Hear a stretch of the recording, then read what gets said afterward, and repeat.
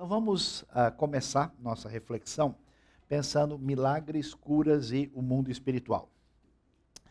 Um dos melhores livros sobre milagres foi escrito pelo famoso estudioso britânico C.S. Lewis, que foi um catedrático de literatura na Inglaterra e que teve a sua conversão a Cristo impactante, que o levou a escrever um livro famoso chamado Surprised by Joy, né, quando ele foi surpreendido pela alegria. Ele é um ex-ateu e é uma pessoa, para alguém ser um professor catedrático numa universidade de ponta na Inglaterra, vocês imaginem que esse Dr.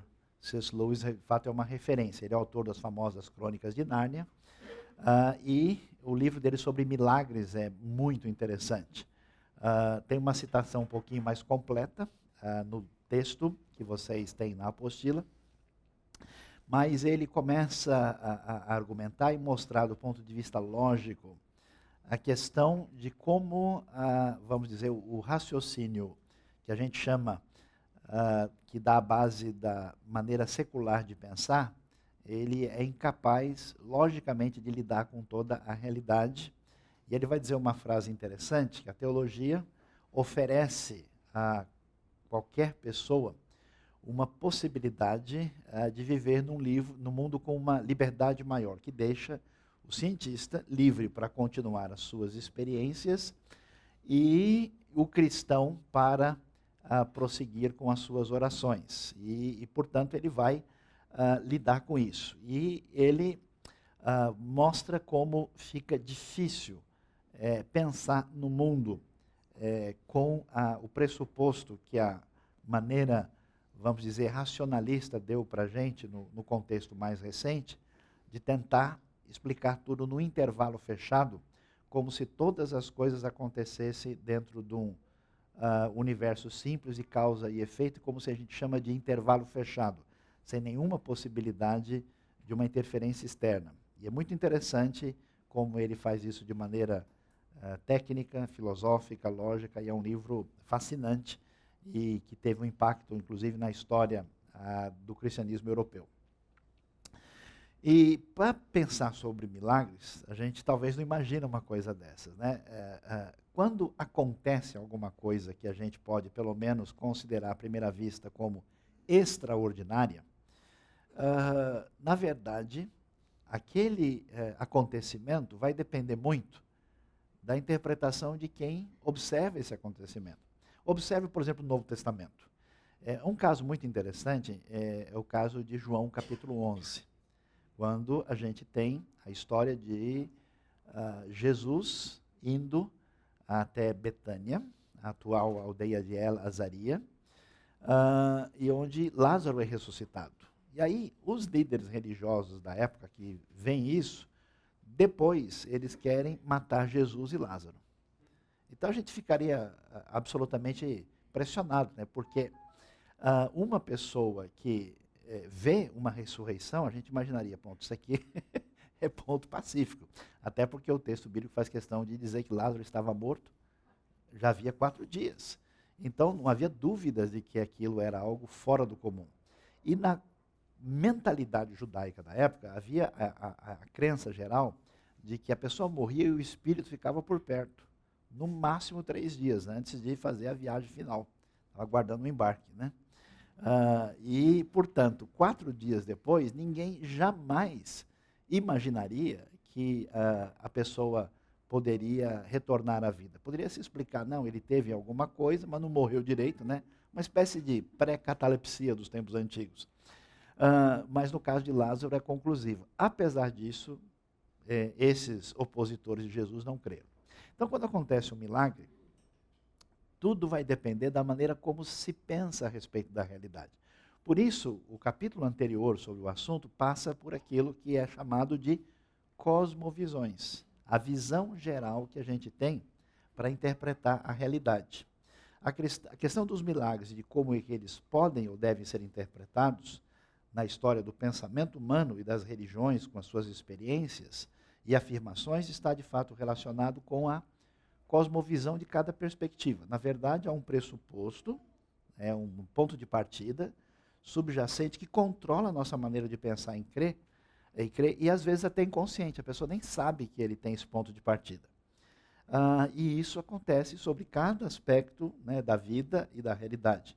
E aqui a gente vai ver como geralmente as pessoas funcionam, qual é, né, a caixa organizadora do pensamento para pensar sobre milagres, curas e o mundo espiritual. E tem três perspectivas fundamentais que a gente deve considerar aqui. Não sei se é possível ver, né? Talvez esteja um pouco pequeno para quem está mais longe, mas a gente vai acompanhar. Então, o que acontece? Existe uma visão bíblica, que a gente chama de visão teísta da realidade, que considera que o nosso universo não é suficiente por si só. Ele tem origem, e a sua origem está em Deus. Existe uma visão secular, que ela é basicamente a visão ateísta, ou pelo menos agnóstica, que acha que a gente não tem condição de ter acesso a nenhuma realidade que possa existir fora da experiência natural. Existe a visão pagã panteísta. Não sei se você sabia disso. O que é o panteísmo? É a visão de mundo que entende que tudo é divino e o divino se confunde com a própria criação. Todas as religiões do mundo são panteístas, exceto as religiões abraâmicas. O tronco monoteísta, que surge com a fé judaica e depois se desdobra no cristianismo e depois no islamismo mais tarde, são as únicas exceções em termos de pensamento não panteísta. Os filmes que a gente assiste, a maior parte dos seriados, eles têm um pano de fundo panteísta, que até os estudiosos assim dizem que parece que é o caminho comum do pensamento humano abandonado a si mesmo. Todas as religiões politeístas, no fundo, são panteístas, que consideram que a experiência à nossa volta, né, ela é marcada por uma confusão entre, ou pelo menos de uma relação direta entre o divino e a natureza, não há separação entre eles. Então é muito interessante pensar que a religião, por exemplo, da Grécia Antiga, tantas vezes enaltecida, né, nos círculos acadêmicos, e que se desdobrou daquilo que é chamado de religião greco-romana, é muito semelhante, por exemplo, à visão de mundo da Umbanda, com pouquíssima variação. É muito parecido em termos das suas linhas gerais de pensamento. Então, como é que a visão bíblica teísta se define em oposição à maneira ateísta, secular, e à visão pagã, panteísta, sobre alguns aspectos fundamentais? Por exemplo, sobre Deus. A ideia, claro, da visão bíblica é que Deus é um ser pessoal, preste atenção nisso. Porque a visão não cristã pensa que Deus é uma força. Deus não é alguém. Ele é alguma coisa. E isso muda tudo, inclusive na questão de curas e milagres. Ele é criador de tudo e é soberano. Ele é distinto da criação e é superior à criação. Existe o que a gente pode chamar, para falar um pouquinho difícil, assim, né? Dá para dar um estudo sem falar difícil pelo menos uma vez ou outra, né? É uma infinita distância qualitativa entre Deus e a sua criação. E na visão secular, não há nenhum Deus. Nós temos a ideia de que todo fenômeno religioso é mera criação da mente humana. A perspectiva secular ateísta acredita que a religião é algo que se explica ou psicologicamente ou sociologicamente.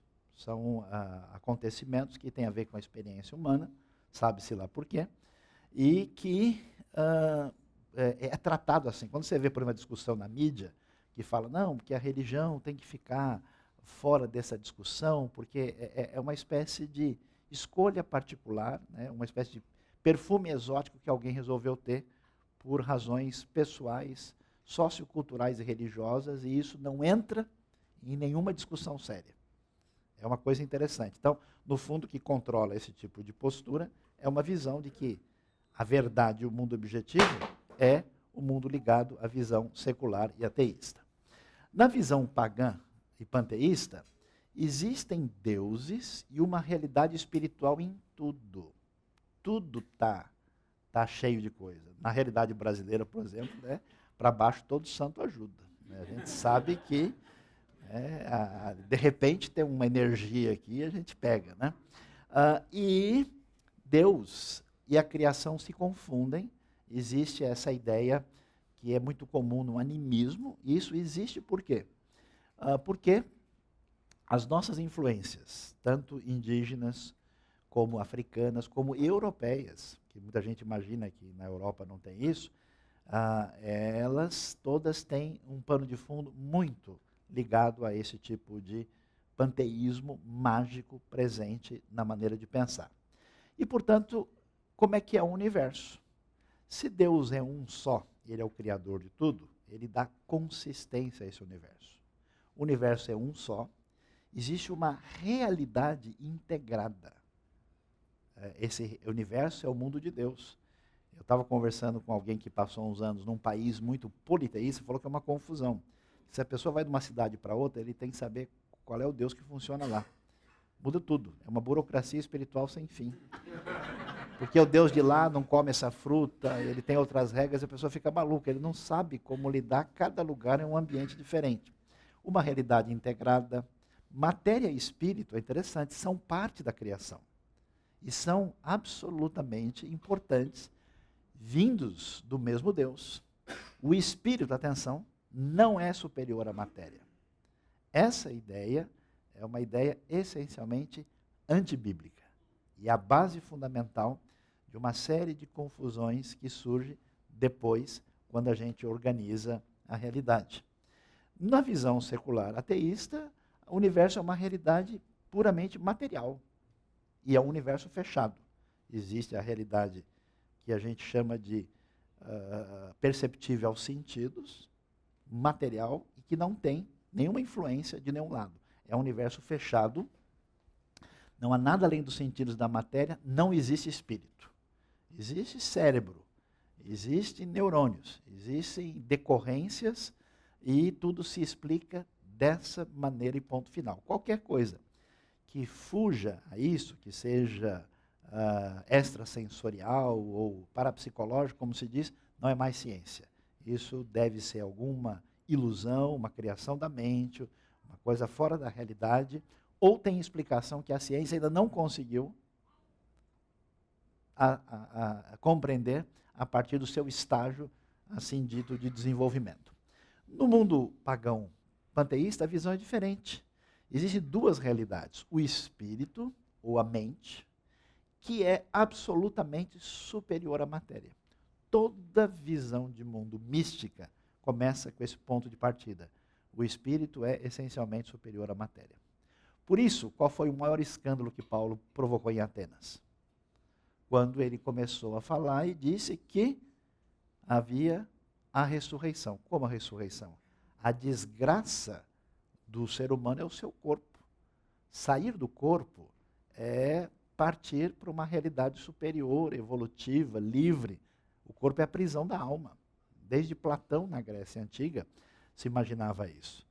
Consequentemente, é uma vida muito difícil, né, de viver, porque pensa bem, você é obrigado a viver fisicamente, né, com o seu corpo, e tudo que você faz com o seu corpo não tem valor nenhum, uma coisa inferior, uma coisa transitória, né, no esquema kármico reencarnacionista, que tem origem na Índia, como é que funcionam as coisas, né? O corpo é apenas uma roupa do espírito. A sua essência ela é espiritual. O seu corpo não vale nada. Na Bíblia é muito diferente. Deus contou até os cabelos da cabeça de cada um. Em alguns casos, inclusive, é mais fácil. Não é tão difícil assim. A pessoa, individualmente, ela é sem igual. Ela é diferenciada. Ela é única. E a ressurreição é a esperança última. Por quê? Porque toda a realidade da criação que Deus fez, a Bíblia diz que Ele fez e viu que era bom. Então, o universo criado por Deus reflete a sua glória. E nessa visão, a realidade material é sempre inferiorizada. Por isso que a ideia é você ou liberar o corpo para fazer o que bem entender, porque ele não vai interferir no espírito mesmo, né? São duas coisas distintas, né?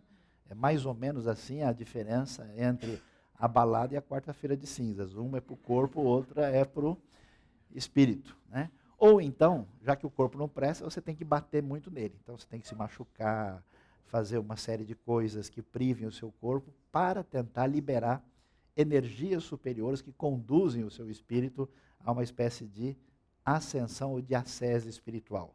Não é essa a maneira de pensar biblicamente.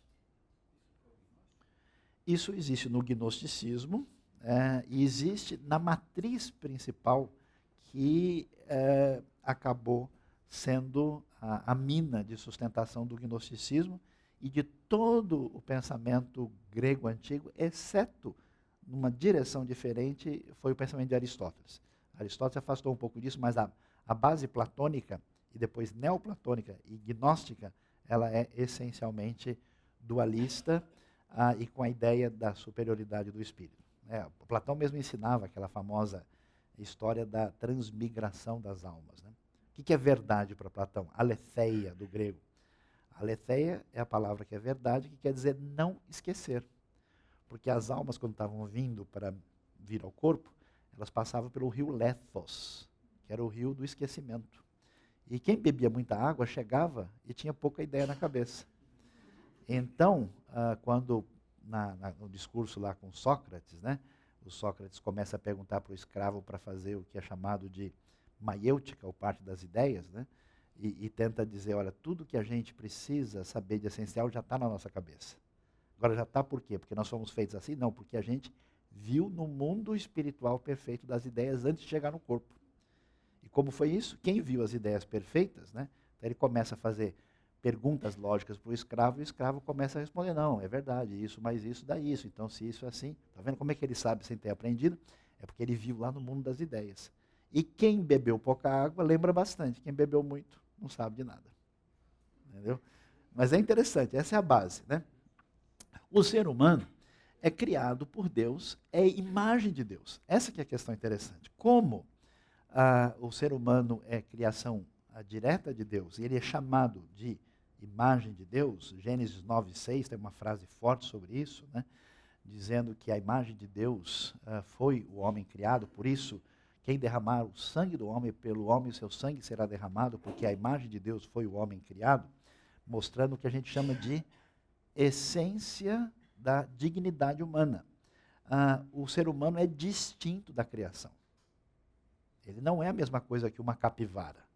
Ele não é igual a hortelã, ou mastruz, né, ou caramujo. O ser humano é uma coisa e o animal, a planta, é outra coisa. Se esse paradigma desaparece, não há razão para o ser humano ter valor especial. A visão secular ateísta o ser humano surge do acaso. Existe um mecanismo evolutivo na realidade biológica e a realidade do universo, da própria natureza, que por alguma razão, por uma série de combinações, permitiu aí que átomos, moléculas e aminoácidos e outros efeitos ainda incompreendidos chegasse à manifestação da vida, e essa manifestação da vida chegou a uma complexidade que atinge o ser humano, mas ele não tem uma origem de criação, ele surge por acaso.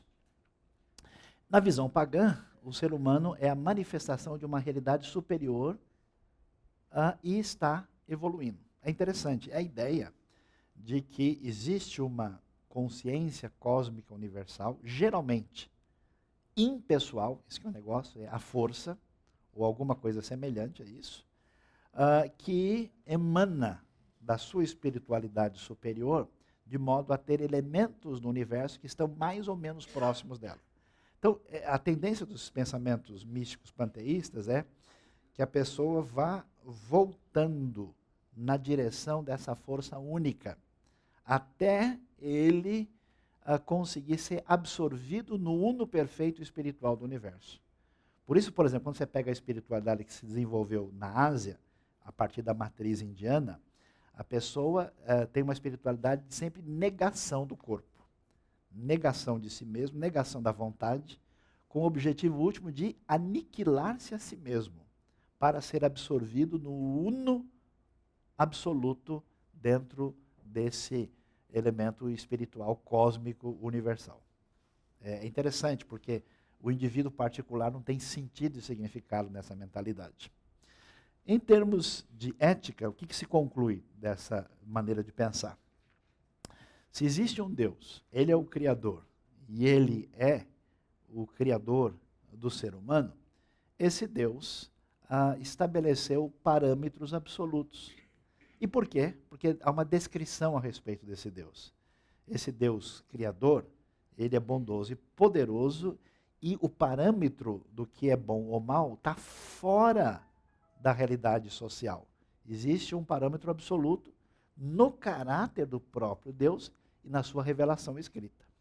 Existe a ideia que esse Deus Criador é um Deus que também agiu e interferiu na história e fez conhecida a sua vontade e fez conhecidos os seus parâmetros de conduta, de modo que existe uma ideia de que há algo absolutamente certo e há algo absolutamente errado. Se você não tem essa referência, como é que você trabalha? Na visão secular ateísta, não existe uma referência de ética absoluta. Ela é definida pela sociedade, vamos dizer, pela razão. O famoso filósofo alemão Immanuel Kant, o maior expoente do chamado idealismo alemão, ele tentou construir, ele tinha bases cristãs, né, morava em Königsberg, na Prússia, sujeito muito estudioso, dedicado.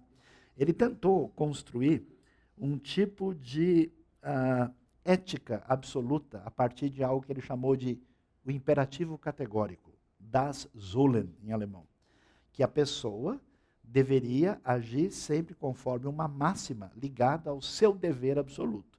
Mas qual é essa referência? Qual é esse imperativo? Qual é esse elemento que deve, na sociedade de Kant, com uma série de influências, ele tinha uma ideia, mas isso em outros ambientes, o que é? Né?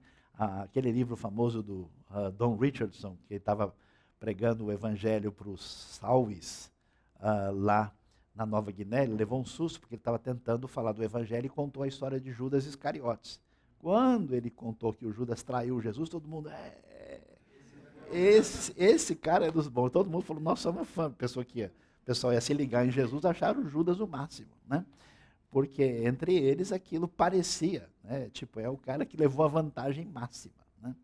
Então, diante disso, o que a gente vai perceber é que não há absolutos, a referência do que é certo e errado depende da sociedade ou do indivíduo. Quer ver uma coisa interessante? Quando você vê, por exemplo, campanhas de pano de fundo, principalmente cristão ou humanas, contra práticas de algumas tribos indígenas brasileiras. Que, por exemplo, tem um recém-nascido que tem algum tipo de problema e ele é enterrado vivo. Aí, quando você conversa com alguns antropólogos, eles dizem, não, essa é a lei deles. Assim como a gente tem a nossa lei aqui, que a pessoa faz um negócio, a gente põe na cadeia, a gente multa, eles têm outra sociedade com outra cultura. Se para eles isso é aceitável, o problema dele, a gente não pode interferir. Então é uma loucura, né? Eu soube de gente que tentou ajudar mães indígenas aflitas, porque a liderança da aldeia decidiu que o seu filho ia ser enterrado vivo, e a mãe está apavorada, esperou, né? O filho é uma mãe, e então a ideia dos antropólogos, não, olha, tem que deixar eles funcionarem conforme as leis dele, porque as leis que valem são as leis da sociedade. Ah, é? Então como é que a gente pode condenar o nazismo? Na época, na cabeça deles, eles se convenceram que aquilo era aceitável. Por que o stalinismo cometeu crimes? Como é que a gente vai dizer que esse sistema é incorreto? Se for assim, não existe mais parâmetro para a gente julgar absolutamente nada. Então, essa maneira de pensar, ela é problemática, né? Não tem. Eu me lembro que eu estava nos Estados Unidos, uns anos atrás, e encontrei um rapaz brasileiro que estava fazendo um curso em Harvard, muito estudioso, estava estudando física, e a gente começou a conversar e entramos nesses assuntos. Eu fiquei surpreso. Uma hora eu falei para ele, então, se você realmente entendeu que não existe nenhuma realidade fora do mundo material, e que é perceptível aos sentidos, então me diga uma coisa, você está aqui, e a gente está vivendo, quais são as regras que valem para nós? Por que é certo, errado? Por que seu bater em você, você me ferir, isso está errado.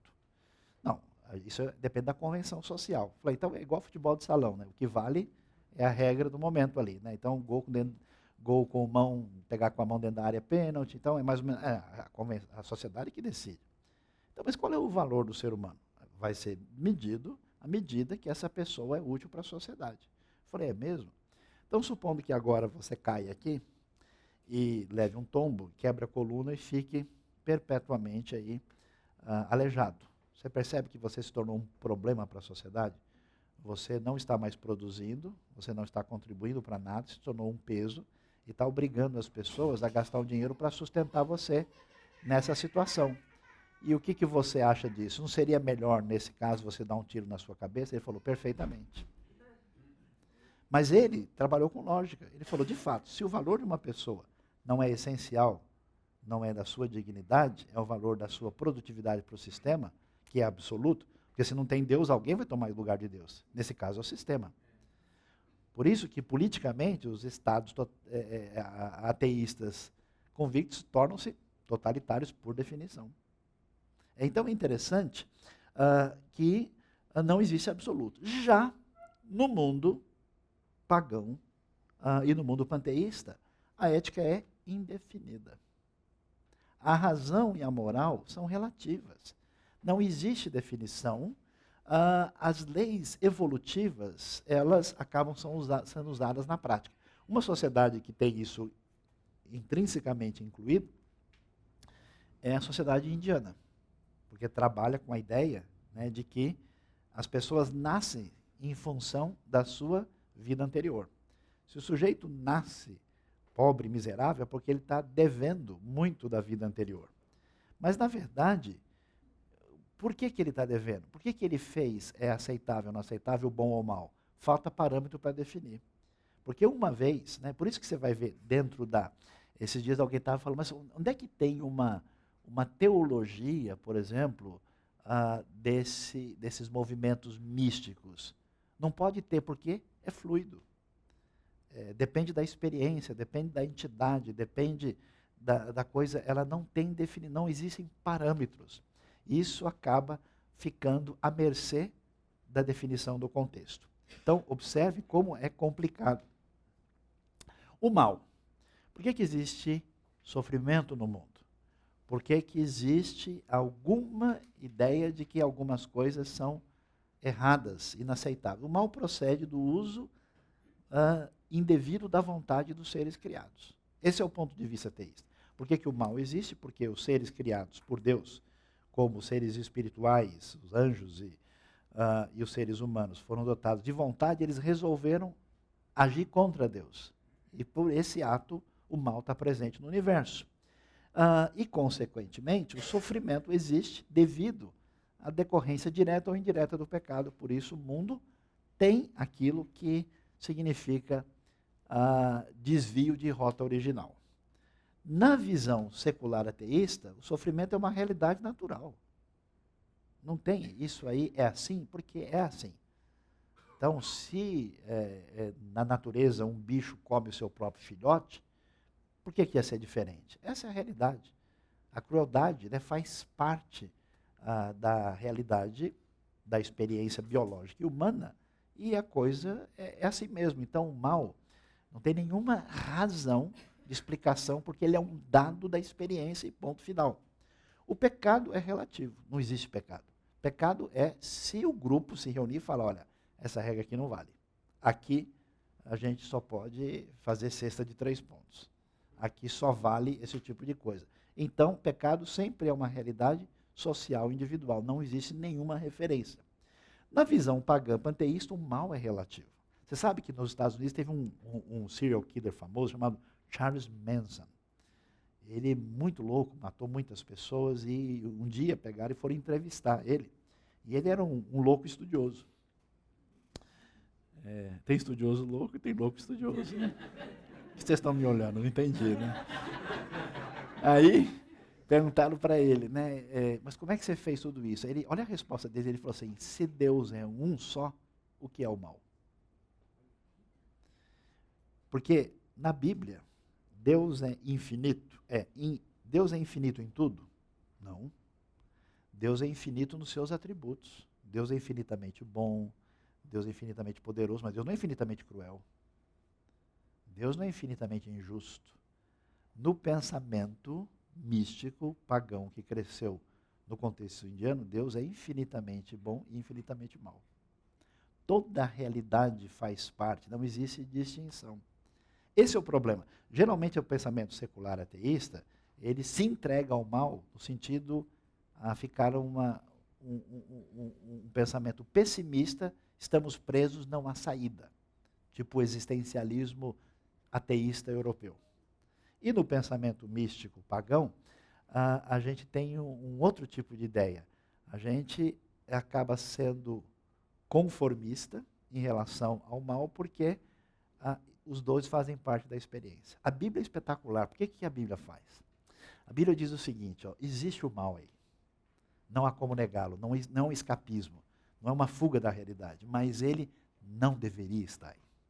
Por isso existe uma estranheza do mal, existe uma rejeição do mal, existe uma confrontação do mal, que é a raiz da justiça social, e existe a esperança da vitória contra o mal. Por isso, é um outro tipo, esse tipo de mentalidade, ela nos tira fora do fatalismo e faz com que a gente produza e seja uma sociedade que vá adiante. Essa raiz judaica e fortemente protestante é a principal razão de mudanças qualitativas na história do mundo ocidental recentemente. Então, o que acontece? Dessa maneira, o mal relativo não há mal ou pecado. Tudo faz parte de uma só realidade. A coisa fica confusa. Por isso que é interessante você ver esses deuses, ídolos e pagãos, assim por diante. Uma hora ele está de um jeito, outra do outro. Uma hora ele é masculino, outra hora ele é feminino. Outra hora ele mata a pessoa, outra hora ele faz... É assim, ele é totalmente temperamental. Ele age de uma maneira, né? Pega a história dos mitos dos deuses gregos. Ficou com ciúme, matou o outro, correu atrás, depois fez uma coisa bonita. É tudo... Não existe parâmetros de conduta. Modo de vida... Como é que se espera que se viva na visão bíblica teísta? Com fé no Deus Criador. Deus exige, solicita confiança e dependência dele. E, portanto, esse Deus Criador e sustentador, ele tantas vezes interfere no mundo criado de maneira extraordinária. E isso é chamado de milagres. Portanto, a visão bíblica diz que existem milagres. Milagres são uma realidade constatável.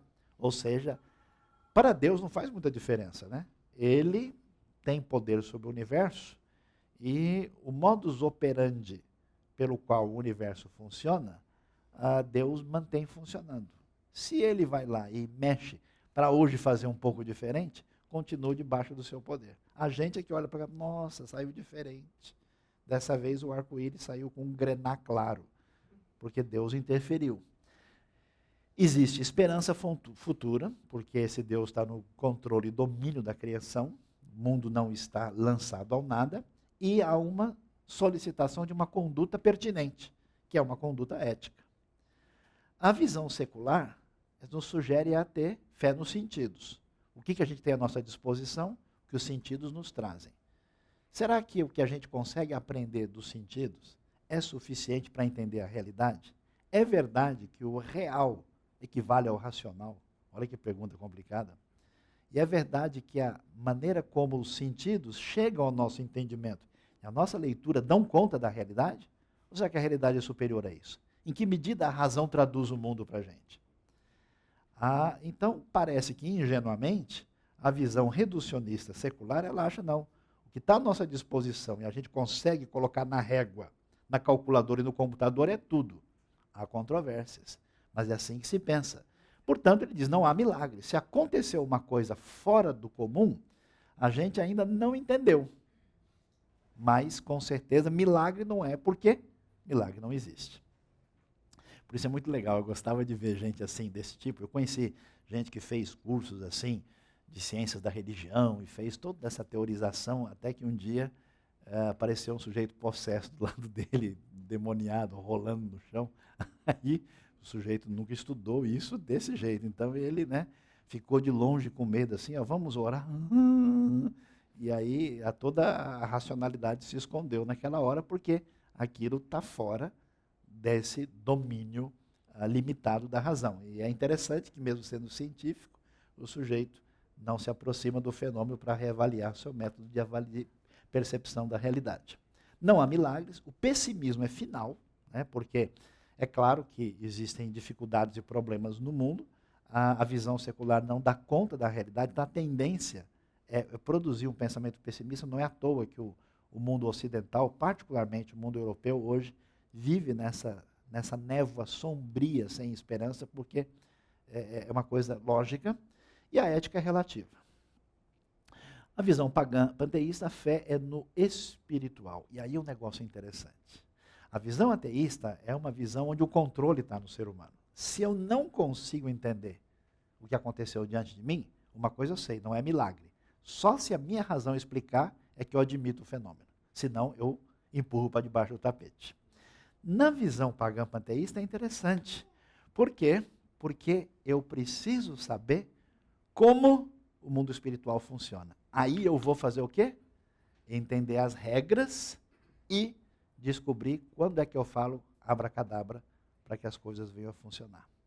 Então, no mundo pagão, panteísta, não existe uma ideia que eu me submeto a uma vontade superior. Eu sei que existe um universo dinâmico espiritual que eu preciso entender como ele funciona. Uma vez que eu entenda, eu posso manipular o sagrado.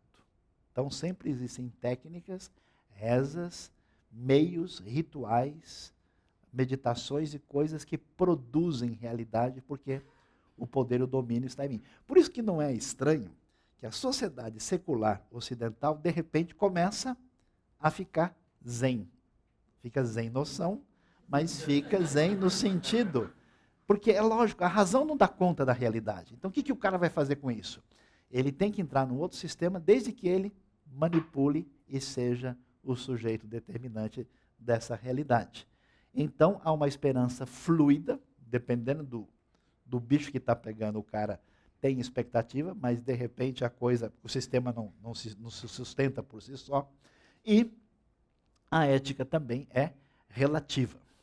E aí, o que a gente pode ver? Para a gente entender como isso é interessante, e isso tem a ver com toda a nossa discussão hoje, esse foi um diagrama originalmente utilizado, até mesmo na própria IBNU, pelo professor Franklin Ferreira, e eu reproduzo aqui, na apostila está mencionado.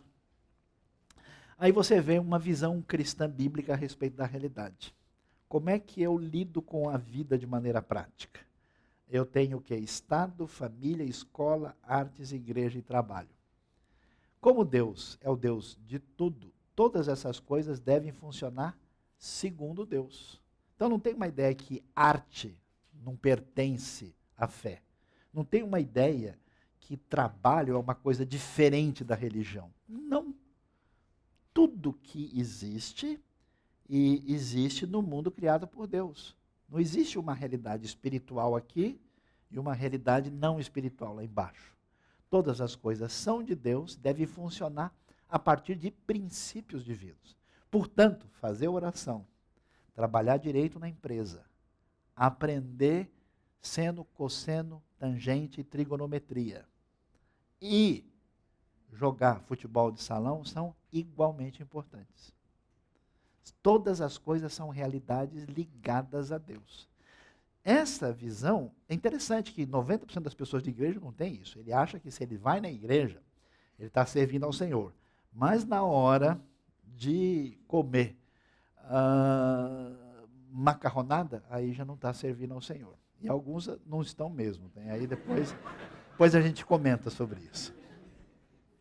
A visão secular, ela tira Deus da rede. Deus não existe. Então tem que haver um fator absoluto que controle a realidade. Quase todas as sociedades que se tornaram secular e que isso dominou o pensamento, elas caminham geralmente numa visão totalitária onde o Estado se torna a referência última.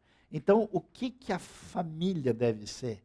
Como é que deve se comportar a igreja, a escola, as artes e tal? o Estado é que vai dar a referência do que deve ser feito e o que não deve ser feito. É interessante, né? A gente tem muito dessa mentalidade conformista na visão histórica brasileira. Quem vai resolver meu problema? O governo. É mesmo? Bem-vindo. Acho que dessa vez estão começando a perceber que não funciona. O governo vai resolver o meu problema. O Estado é a referência absoluta. Tanto, é interessante que as ditaduras históricas de esquerda, mormente marxistas, elas caminharam numa visão bastante secular. Mas existe totalitarismo também de origem pagã. Eu convido vocês, se vocês puderem, existem alguns vídeos na internet mostrando, por exemplo, como o nazismo funcionava como uma religião. Hitler tinha uma espécie de médium que o orientava. E todos os caras do Terceiro Reich eram absolutamente voltados para reuniões místicas e mediúnicas, e eles tinham contatos e tinham uma crença própria, assim, mitológica, muito maluca, e que geralmente, quando você estuda isso, né, na nossa realidade, não aparece, mas se você procurar ocultismo, assim, você vai ver coisas muito impressionantes, como a coisa era pautada por um tipo de mentalidade religiosa que dava todo o perfil totalitário e assassino do Terceiro Reich. E a cosmovisão dualista, que existe muito, mística, existe muito no ambiente, inclusive evangélico, é que onde está Deus? Na igreja. Deus está nas coisas espirituais.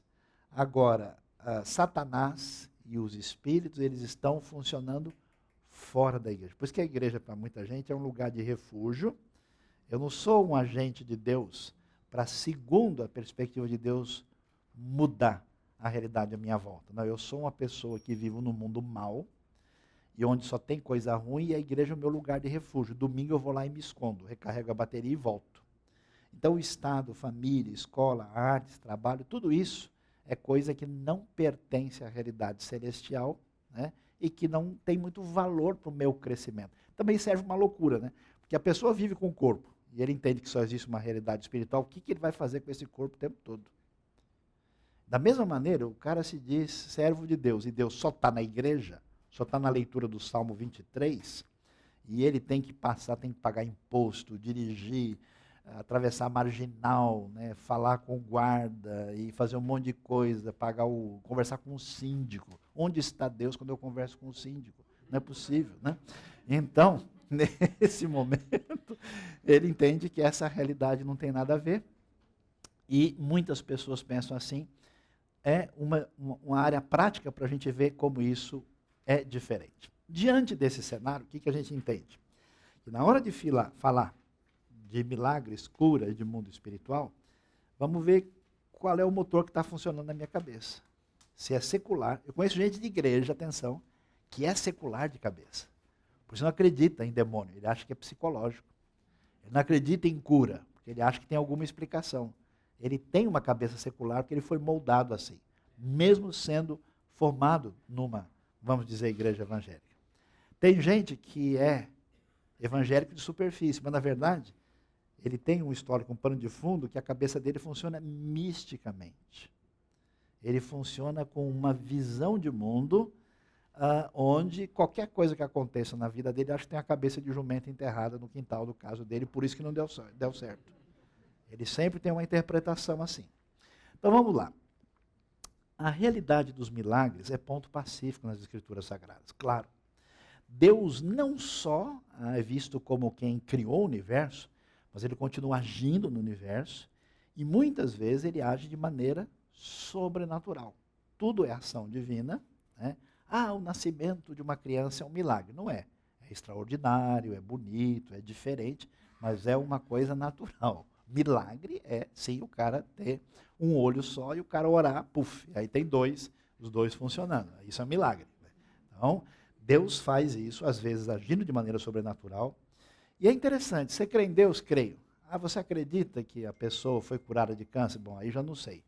É muito mais difícil criar o universo do que agir de modo milagroso numa situação específica. Criar o universo é muito mais complicado do que curar uns câncer para o Senhor Criador do universo. Todavia, para a visão bíblica da realidade, criação e intervenção milagrosa são obras do mesmo Deus bondoso e todo-poderoso. Quando a gente vai falar sobre milagres, e aqui a gente vai mencionar o assunto dentro da nossa esfera de igreja neotestamentária, então existe uma série de milagres no Antigo Testamento, a gente tem uma concentração de milagres nas histórias de Moisés e Josué, na saída do Egito e conquista da terra, nas histórias de Elias e Eliseu e nas histórias de Jesus e dos apóstolos.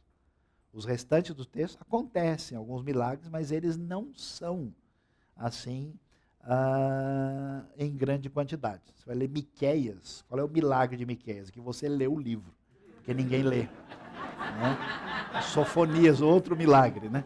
Então, é diferente. Então, quando Jesus aparece, e o ministério de Jesus é extremamente marcado por milagres. E esses milagres, a pergunta qual é a função deles? Por que eles aparecem? Primeiro, mostra o poder de Deus. Deus é poderoso. Essa ideia é clara na Bíblia, de que existem coisas falsas, existem milagres diabólicos, vamos assim dizer, mas a diferença é muito grande. O poder de Deus é extraordinário e isso é visto no ministério de Jesus. Segundo, Jesus vai claramente mostrar que o que ele está fazendo não começa do zero, tem relação com o Antigo Testamento. Muitos livros do Novo Testamento o autor está escrevendo, tentando fazer essa relação. E como nós temos milagres impressionantes no Antigo Testamento, inclusive de ressurreição, milagres muito extraordinários, de demonstrar que o Deus do AT é o mesmo do NT. É aquelas maravilhas, né, que ele é o Deus que opera maravilhas na sua intervenção na história, também se manifesta no ministério de Cristo Jesus. Terceira coisa extremamente valiosa. Vocês já viram qual é a principal razão por que Jesus cura? Por compaixão. Jesus sentiu uma profunda compaixão, vendo a multidão, vendo que eram ovelhas sem pastor. Isso é interessante por quê? Porque no mundo pagão, vamos assim dizer, as coisas espirituais acontecem por um processo lógico de manipulação do sagrado. Então você vê como é que funciona o negócio e você faz a exigência, você decreta a ordem e a coisa acontece. Jesus não faz as coisas dessa maneira. Alguém que fez, Jesus fala, muito bem, você apertou a tecla certa, eu vou curar você. Porque como Deus é alguém, Deus não é uma energia, Deus é um ser pessoal, Ele não é uma força, Deus ama e não simplesmente funciona. Jesus é principalmente motivado pela sua compaixão. É bonito demais isso. Depois, a constatação de que esse mundo é um mundo que está fora do lugar, cheio de pecados e de desvios daquilo que Deus deseja, e é um mundo que está no maligno, e onde existe uma ação poderosa do mal, que é principalmente definida pela ação de Satanás. Então, uma das razões porque Cristo manifesta o seu poder é para destruir as obras do diabo. Isso é claro, porque Jesus expulsa vários demônios, Jesus confronta as forças do mal, e quando ele cura algumas pessoas, inclusive, algumas dessas enfermidades estão associadas a demônios, e as obras de Satanás são vencidas. Depois, os milagres são chamados, no original grego, de semeion, palavra que quer dizer sinal. E esse sinal está muito relacionado com a palavra divina. Então, para que se confirmasse a palavra que foi dada, esse sinal vem como uma referência de autenticação de Deus. É interessante isso, né? Porque a palavra divina dada pelos grandes profetas na revelação, elas foram marcadas pelo sinal de Deus, né? Moisés pergunta, como é que eles vão saber que foi o Senhor que me... Olha, está vendo a vara na sua mão? Vou fazer só um testezinho para você dar uma olhada. E aí, está vendo? É interessante que Moisés não se convenceu. Olha como ele é parente nosso aí, né? Não foi suficiente, Senhor. Eu nem sei falar direito, né? O que você acha de mandar o Arão? Então, é interessante, mostrar isso, e muitas vezes os milagres aparecem como a confirmação da palavra divina. Depois, Jesus não é simplesmente um mestre. A Bíblia vai deixar claro que o Verbo se fez carne e habitou entre nós. No princípio era o Verbo e o Verbo era Deus. Jesus é divino. Ele é o Filho de Deus. Então, quem é esse que até o vento e o mar lhe obedecem? Como assim? O sujeito orar e passar dor de cabeça é uma coisa. Mas o sujeito chegar e dar ordem para o vento, ó, aí o negócio já começou a mudar de figura. Né? Ressuscitar morto, fazer coisas absolutamente... É interessante que o islamismo vive um conflito muito grande, né, para os islamitas sérios. Porque Maomé é o último profeta, mas no próprio Alcorão, Jesus é descrito como alguém sem igual. E como é que fica a situação? Por isso, assim, que a coisa que eles mais têm receio é de uma oração de um cristão. Por quê? Porque eles têm, na própria tradição, a consciência que Jesus é distinto no seu poder, que na Bíblia está ligado ao fato dele ser divino. E mostrar que Jesus é o Messias esperado. Então, por exemplo, os milagres ligados ao nascimento de Jesus, várias coisas ligadas à confirmação de que aquilo que fora dito sobre o Messias, o Rei Salvador, se confirmam nele. Então, esses milagres aparecem com esse foco e merecem atenção aí. Muito bem. Partindo do ministério de Jesus para as curas e a cura divina, agora a coisa vai ficar mais animada, o que a gente vai ver? A gente vai ver alguma coisa que incomoda muito, principalmente quem tem um histórico de formação de uma igreja mais tradicional. Porque as curas divinas que Jesus faz, elas acontecem de maneiras diferentes. Jesus cura por meio da sua palavra, Jesus orou e o milagre aconteceu. Jesus, às vezes, ora, por exemplo, na ressurreição de Lázaro, ele, né, graças te dou, ó Pai. Mas Jesus faz uma coisa que não é muito batista, não é muito presbiteriano ou metodista, ele faz uns negócios meio diferentes. E não só ele faz algumas coisas assim, como na história da igreja primitiva, algumas coisas acontecem. Por exemplo, em Atos 5, tem uma passagem favorita dos irmãos, que diz que o poder de Deus na igreja primitiva estava tão grande que a sombra de Pedro passava e o pessoal levava os doentes para que pelo menos pudesse passar a sombra de Pedro e eles eram curados. Amém, irmãos? Quem foi abençoado, levante a mão. E para melhorar a coisa, em Atos 19, tem a história dos lenços e aventais que estavam ligados ao apóstolo Paulo e que eram também levados para que os doentes, ao tocar neles, eles fossem curados. E nós temos o famoso texto de Tiago 5,14, que diz o seguinte: está alguém contente entre vocês? Cante louvores. Está alguém doente? Faça oração. E façam, e aí diz que vocês devem, se ele estiver doente, que ele chame os presbíteros da igreja, que devem fazer a unção com azeite, com óleo, né? E se tiver cometido pecados, ele será perdoado. Então é o texto assim, seguramente que mais vocês ouviram pregação na vida. Como é que a gente entende isso? Vamos lá. Por que acontece isso e que ligação tem isso com tantas outras passagens do Novo Testamento, o que isso tem a ver com a ideia da cura? É preciso entender a lógica da teologia da cura no Novo Testamento. Fica claro, tá, independente do que pessoas pensem a partir da sua sistemática particular, que no Novo Testamento uma das coisas mais importantes para a cura chama-se fé. Várias vezes Jesus diz, olha, a sua fé foi que curou você. Sempre nas curas, não sempre, Lázaro não teve que crer para levantar dos mortos, né? Na grande maioria dos casos foi solicitado da pessoa uma atitude de fé. Né? A ideia clara de Hebreus que sem fé é impossível agradar a Deus. Né? A ideia é que a fé faz parte. Por diversas vezes, Jesus afirma ao doente curado que a fé do indivíduo que ela fora responsável pela cura, como você vê em Marcos 5,34. Na perspectiva hebraica, no jeito bíblico de pensar, a fé, atenção, não é apenas um sentimento. Porque a gente, como brasileiro, pensa assim, nossa, eu fui no curso, senti uma fé, né? Como se fé fosse um sentimento, né? E na tradição, assim, vamos dizer, mais europeia, ocidental, a gente acha que fé tem a ver com impulso mental. Né? Eu concordei, eu entendi. Fé é uma declaração teológica correta. Mas não é simplesmente isso.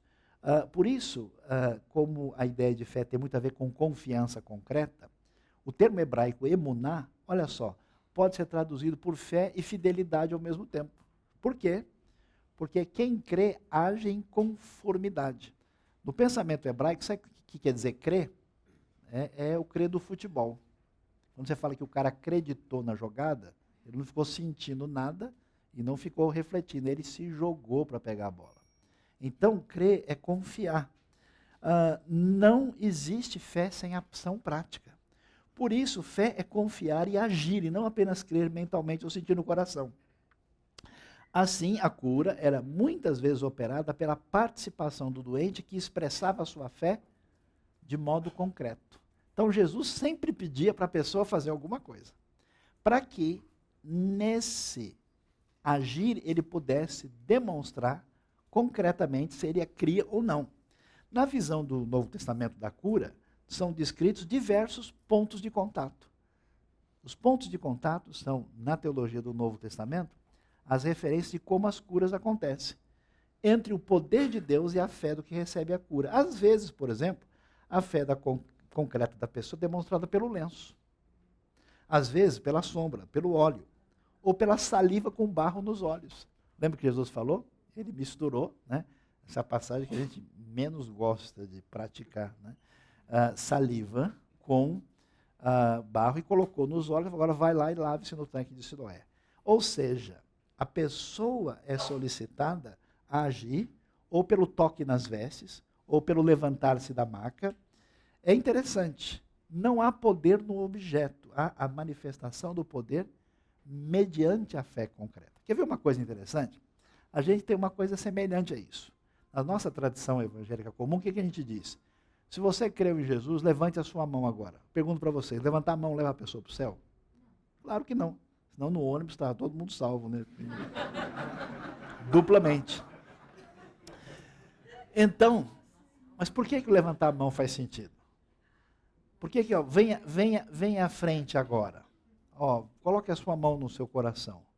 Vamos ajoelhar e fazer uma oração. Porque essas coisas demonstram uma ação prática que permitem a fé se manifestar concretamente. Mas, muita atenção, porque há uma distinção nítida entre isso e o mundo místico pagão de base panteísta. E aí é que a gente tem que ver qual é a distinção e qual é a diferença. O enfoque da cura do mundo pagão e do ambiente mágico é diferente. A ideia é que há objetos abençoados. Existe o lugar, existe o objeto, existe a água X, o óleo tal e não sei o que, parará, e que se acredita que o poder está naquela coisa. A coisa está benzida. A coisa está, né? É a ideia da magia. Qual é o problema disso? Isso é fetichismo. Isso é paganismo. Você tira a ideia do poder de Deus e a glória de Deus e desloca para o negócio. Né? Então, veja, por exemplo, a diferença. Vamos lá. Nessa perspectiva, né, como se os objetos fossem abençoados como cheios de energia espiritual. Nessa perspectiva, há um certo fetichismo em torno do objeto que passa a ser a fonte de cura. É um certo animismo, tecnicamente falando. Com esse enfoque, faz sentido vender objetos sagrados que têm o poder de cura. Essa postura é muito distinta da visão cristã neotestamentária. Uma boa maneira de observar isso é o contraste que aparece em Marcos 5, 24 em diante, que a gente vai ver.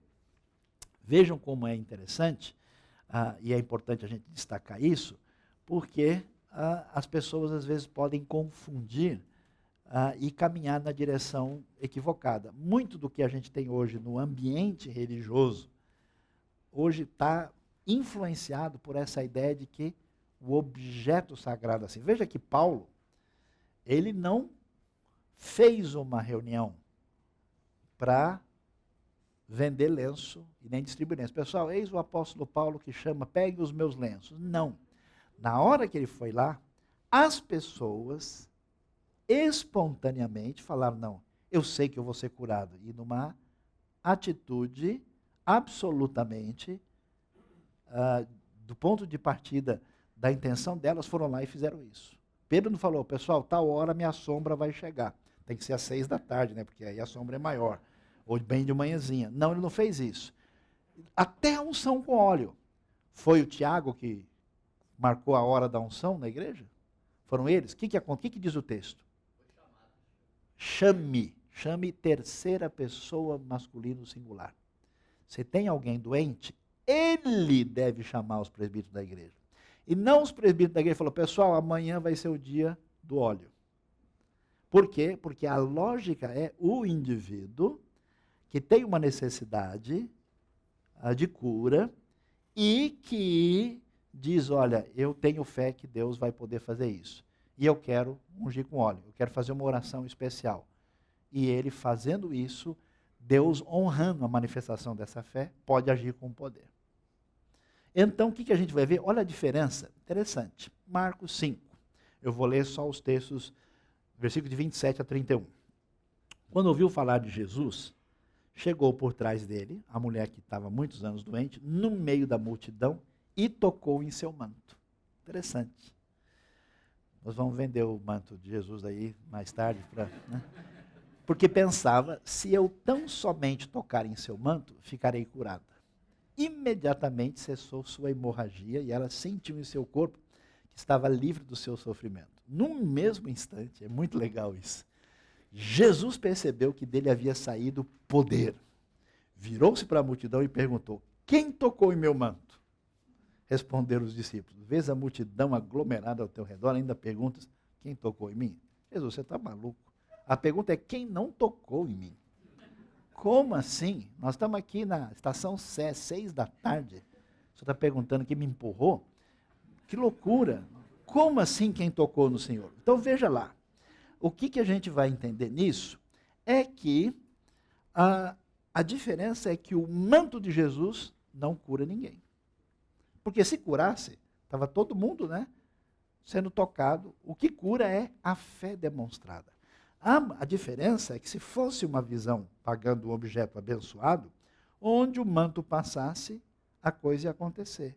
Mas como só a mulher cria que Jesus podia curá-la, e a maneira dela ter alcance de Jesus, e o toque concreto para manifestar a fé era o manto, ela tocou no manto e foi curada. Ou seja, o manto não cura nada, o manto é o manto. E, na verdade, a expressão de fé concreta é que age com poder na direção para que haja a cura no texto. Então veja a diferença. Pensando sobre isso, vamos ler. Portanto, a igreja pode e deve orar pelos doentes com muita fé. Afinal, cremos num Deus vivo, bondoso e poderoso. Não há nenhum problema em pedir cura, em suplicar por um milagre. Conheço o crente tão descrente, que ele vai orar, oh Deus, se por acaso for da sua vontade, se não estiver incomodando muito, desculpa aí mandar, né? Que talvez caia no spam, o senhor nem veja aí, né? Então eu vou pedir, mas o cara está assim, tem a impressão que ele está cometendo um erro. Para com isso. Deus é bom. Deus ouve oração, pode pedir. Ele é nosso Pai e Ele faz coisas especiais. Amém, irmãos? Então, a gente pode pedir e suplicar por um milagre. Não há nenhum problema, nem mesmo em ungir pessoas com óleo. Está lá em Tiago, continua lá. Ou fazer reuniões de oração que orem por cura e livramento. Todavia, atenção, unção com óleo ou reuniões desse perfil também não precisam se tornar uma prática obrigatória. Não está dizendo, meus irmãos, façam unção com óleo todas as vezes que vocês se reunirem, não se esqueçam de orar de ponta cabeça, façam dessa... Porque é interessante, existem alguns grupos que eles pegam certas práticas sem entender que o que importa é a fé manifestada concretamente, e aí pronto, o pessoal... Conheci uma igreja que todo mundo só usava roupa azul. Aí o pessoal só faz uma coisa de um jeito. E aí eles criam. Qual é o problema disso? Por isso que no Novo Testamento é interessante que as curas são diversificadas. Não tem um método único que faz a cura acontecer. Isso é paganismo. Isso é a visão lá de trás. A gente descobre como funciona, digite sua senha e decrete, entra. Pronto, bem-vindo. Volte sempre. Não funciona dessa maneira. Deus atende porque Ele é bom por causa da sua misericórdia. Né? É o filho bom, o filho mau. O filho bom fala com seu pai do coração. O filho mau tenta manipular para conseguir um favor e fala, já sei, se eu pedir assim, meu pai vai dar. Então, descobriu o método. Isso não vai funcionar, não é assim. Então, o que acontece? No entanto, deve ficar bem claro que as práticas da igreja cristã ligadas à cura divina não podem cair no animismo e no fetichismo pagão presentes na religiosidade popular, influenciados por uma cosmovisão panteísta pagã. É necessário fugir desse equívoco sem deixar de crer no Deus pessoal e soberano que cura milagrosamente, mas que também, muitas vezes, permite a dor prolongada daqueles a quem ama. Isso é importante, porque não tem essa história que se alguém está enfrentando um problema, Deus não gosta mais dele. É interessante que, às vezes, a gente vai ver a cura é milagrosa, como o caso do lenço. Às vezes Deus trabalha em nossa vida pelo sofrimento. Vocês veem Atos capítulo 12, aquele texto é tão assustador que a gente vai ver duas coisas ali. Tiago é morto ao fio da espada por Herodes. Deus não podia dar uma ajudazinha? Peraí, Herodes, vai errar o golpe da espada. Eu vou enferrujar na hora e acabar com a lâmina, não vai cortar. Ele morreu e Deus não fez nada. Não podia soprar a pedrinha para não matar o Estevão, cair do lado? Só um pouquinho. Ao mesmo tempo que Tiago é morto ao fio da espada, Pedro é libertado da prisão milagrosamente. O anjo vai lá, as portas abrem automaticamente e tudo acontece de modo extraordinário e especial. Então, observem só, esse é o problema. Deus pode ser glorificado na minha vida por meio de uma tribulação, no meio de uma situação de sofrimento em que, de alguma maneira, Deus está trabalhando. E não quer dizer que isso é algo do mal ou que haja algum problema.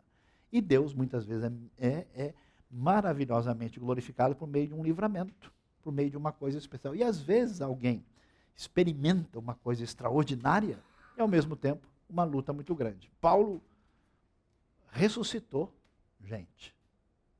Teve curas extraordinárias. E a minha graça te basta. É impressionante o que nós vemos na palavra de Deus. Então, eu acho que nós vamos dar uma parada aqui. Nós vamos falar agora sobre o Espírito Santo, os dons do Espírito e o dom de cura divina no Novo Testamento.